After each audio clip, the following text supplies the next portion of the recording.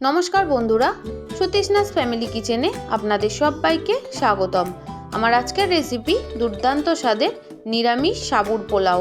যে কোনো নিরামিষ দিনে অথবা উপোসের দিনে আপনারা এইভাবে সাবুর পোলাও বানিয়ে কিন্তু খেতে পারেন। ভীষণ ভীষণ ভালো লাগবে। তাহলে চলুন আর বেশি দেরি না করে চটপট বানিয়ে ফেলি আজকের এই সাবুর পোলাও। তার জন্য আমি এখানে নিয়ে নিয়েছি 150 গ্রাম মিডিয়াম সাইজের সাবুদানা। আপনারা চাইলে বড় সাবুদানা দিয়েও বানাতে পারেন। সাবুদানাটাকে 2-3 বার খুব ভালো করে জল পাল্টে পাল্টে ধুয়ে নেব। 2 থেকে 3 বার ধুয়ে নেওয়ার পর সাবুদানাটাকে ভিজিয়ে নেব। খুব বেশি জল দিয়ে ভেজালে হবে না, সাবুটা যেন ভিজে যায় অথচ ঝরঝরে থাকে এমন করেই ভেজাতে হবে।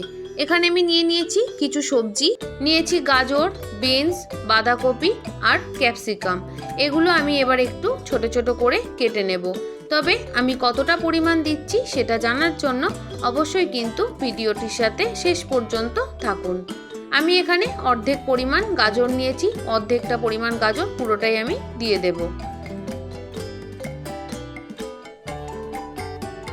গাজরটা আমি একটু লম্বা লম্বা সরু সরু করে কেটে নিচ্ছি। আপনারা আপনাদের পছন্দ মতো কেটে নিতে পারেন। এখানে আমি নিয়ে নিয়েছি 10-12টার মতো বিনস। যতটুকুন পরিমাণ সবজি দিচ্ছি 150 গ্রাম সাবুর পোলাওর জন্য এতটুকুন করেই যথেষ্ট। এবার আমি বিনসগুলোকে গোল গোল করে ছোট ছোট করে কেটে নিচ্ছি। নিয়ে নিয়েছি একটা মিডিয়াম সাইজের ক্যাপসিকাম, কিন্তু দেব আমি অর্ধেকটা পরিমাণ।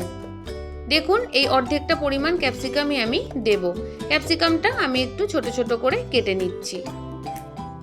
রেসিপিটি যদি আপনাদের ভালো লেগে থাকে তাহলে অবশ্যই কিন্তু একটা লাইক করে দেবেন আর একটা ছোট্ট কমেন্টের মাধ্যমে জানিয়ে দেবেন যে রেসিপিটি আপনাদের কেমন লাগলো।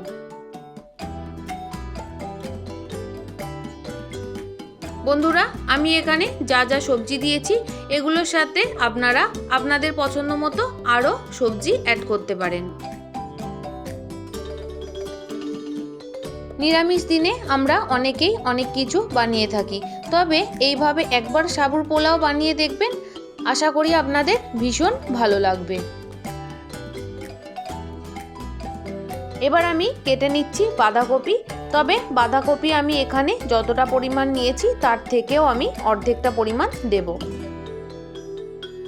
বাঁধাকপিগুলোকে আমি একটু ছোট ছোট করে কেটে নিচ্ছি। আজ তো নীলের উপোস, তাই আপনারা এই রেসিপিটি অবশ্যই বানাতে পারেন। শুধু নীলের উপোসে কেন, যে কোনো নিরামিষ দিনে বা উপোসের দিনে আপনারা এইভাবে বানাতে পারেন নিরামিষ সাবুর পোলাও। বন্ধুরা, পরে আমার মনে হয়েছে যে এই রেসিপিতে একটা আলু অ্যাড করা যেতেই পারে, এতে কিন্তু খেতে ভালো লাগবে, তাই আমি একটা মিডিয়াম সাইজের আলু এখানে অ্যাড করেছি। আলুগুলোকে দেখুন আমি একটু ছোট ছোট ডুমডুম করে কেটে নিচ্ছি। তাহলে সমস্ত সবজিগুলো আমার কেটে নেওয়া হয়ে গেছে। এবার যে সাবুটা আমি ভিজিয়ে রেখেছিলাম আপনাদের দেখিয়ে দিই। দেখুন কতটা সুন্দর মতো ভিজে গেছে অথচ পুরো ঝরঝরে রয়েছে। এইভাবেই কিন্তু আপনাদেরও সাবুটা ভেজাতে হবে। আপনারা দেখেই বুঝতে পারছেন যে সুন্দর মতো ঝরঝরে হয়েছে আর হাতে একটুও জলও লেগে থাকছে না। আপনাদের একটু সামনে থেকে দেখিয়ে দিলাম যে কতটা সুন্দর মতো সাবুটা ভিজে গেছে। এবার এদিকে কড়াই আমি গরম করতে বসিয়ে দিয়েছি। সাবুর পোলাও বানানোর জন্য আমি এখানে সাদা তেলেরই ব্যবহার করব।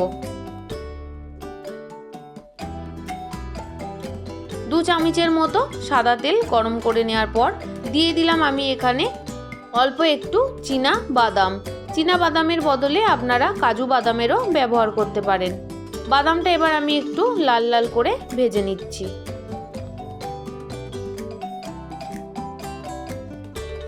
বাদামগুলো সুন্দর মতো ভেজে নেওয়া হয়ে গেছে।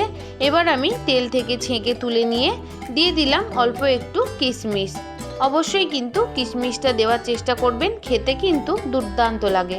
কিশমিশটা দেখুন হালকা হালকা করে ভেজে নিয়ে তুলে নিলাম। এবার ফোড়নের জন্য আমি দিয়ে দিচ্ছি এখানে অল্প কিছু কারি পাতা।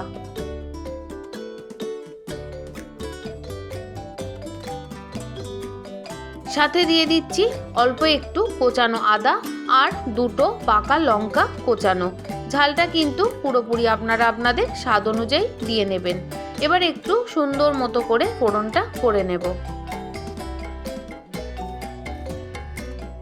আমি এখানে অল্প একটু হলুদের ব্যবহার করেছি। আপনারা চাইলে হলুদের ব্যবহার করতে পারেন, না চাইলে কিন্তু নাও করতে পারেন। এবার আমি দিয়ে দিলাম কেটে রাখা আলু, বিনস আর গাজর। যেহেতু এই সবজিগুলো সেদ্ধ হতে একটু সময় লাগে, তাই এই সবজিগুলো আমি আগে একটু ভেজে নেব।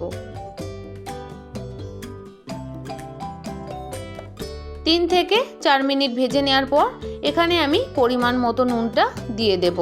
বন্ধুরা, এই সাবুর পোলাও বানাতে যতটা নুন লাগবে আমি সেই নুনটা একেবারেই দিয়ে দিলাম।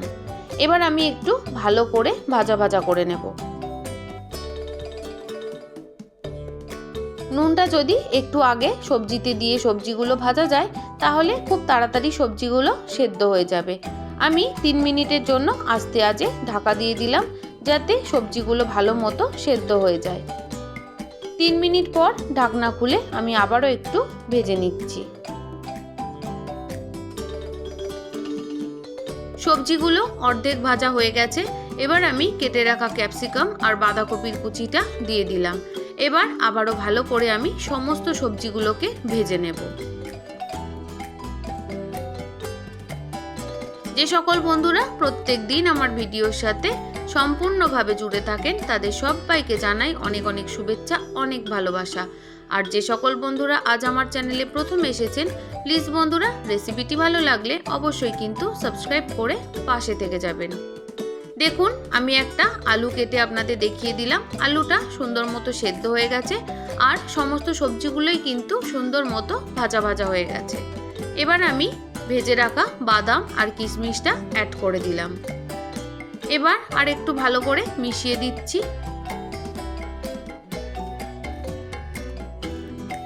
সমস্ত কিছু ভালো মতো মেশানো হয়ে গেছে। এবার আমি ভিজিয়ে রাখা সাবুগুলো দিয়ে দেব। আপনারা দেখেই বুঝতে পারছেন যে কত সুন্দর মতো সাবুগুলো ভিজে গেছে, অথচ একদম ঝরঝরে রয়েছে। এবার সাবুটা আমি সবজির সাথে ভালো মতো করে মিশিয়ে দেব। এই সময় কিন্তু গ্যাসের ফ্লেমটা একদম লোতে রেখে তবেই মেশাতে হবে। বন্ধুরা, আপনারা তো অনেকেই আপনাদের মতো করে সাবুর পোলাও বানিয়েছেন, তবে আমি যেভাবে বানাই সেটাই আমি আপনাদের সাথে শেয়ার করছি। যে কোনো পোলাও রেসিপি তো একটু মিষ্টি মিষ্টি হয়, তাই আমি এখানে দিয়ে দিলাম অল্প একটু চিনি। আপনারা আপনাদের স্বাদ অনুযায়ী চিনিটা দিয়ে নেবেন। এবার আবারও একটু ভালো মতো করে মিশিয়ে নিচ্ছি। চিনিটা দেওয়ার পর 1 মিনিটের মতো মিশিয়ে নিলেই কিন্তু তৈরি সাবুর পোলাও। এবার আমি গ্যাসের ফ্লেমটা বন্ধ করে নামিয়ে নেব। তাহলে বন্ধুরা, রেসিপিটি কেমন লাগলো অবশ্যই কিন্তু কমেন্ট করে জানাবেন। আমার সাথে এতক্ষণ জুড়ে থাকার জন্য আপনাদের সবাইকে অসংখ্য অসংখ্য ধন্যবাদ। আপনারা সবাই ভালো থাকবেন, সুস্থ থাকবেন। কাল আবারও একটা নতুন কোনো সহজ কোনো রেসিপির সাথে চলে আসছি।